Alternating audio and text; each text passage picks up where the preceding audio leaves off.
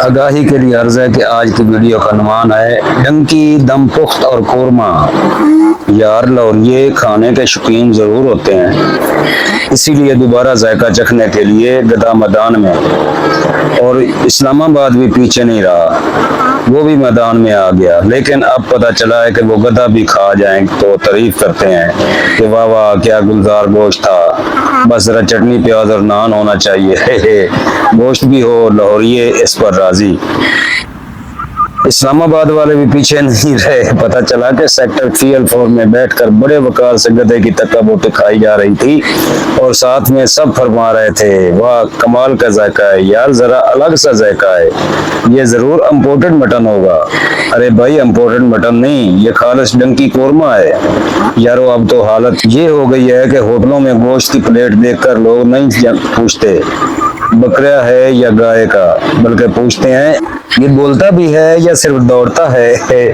مزے کی بات یہ ہے کہ گوشت بنانے والا ایک غیر ملکی بھی پکڑا گیا، نام مارٹن تھا، کام اس کا تھا مارنا ٹن۔ اسے تو پاکستان کی چٹ پٹی نہاری ایسی پسند آئی کہ بولا want to cook something very traditional but with a toast. اب ٹوسٹ کیا تھا؟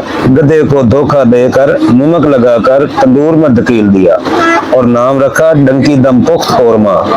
فوراً فور لوگ کہتے رہے بھائی یہ قورمہ تو لگتا ہے بھاگا بھاگا آیا ہے، کسی کو کیا پتا واقعی گدا بھاگا بھاگا آیا تھا۔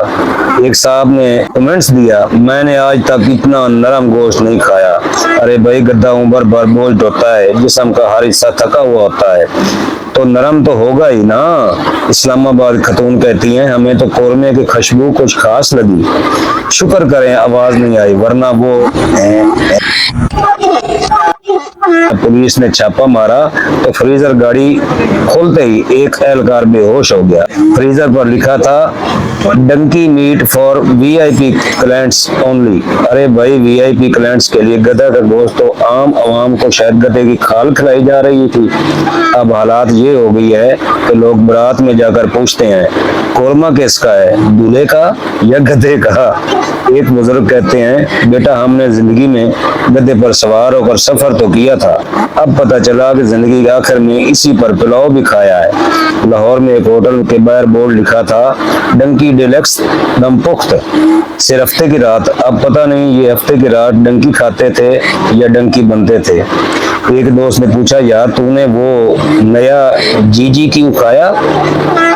بولا ہاں بڑا ذائقہ دار تھا، بس کھانے کے بعد دل کیا کہ دوڑ لگا دو اور دماغ میں صرف کی آوازیں آتی رہی۔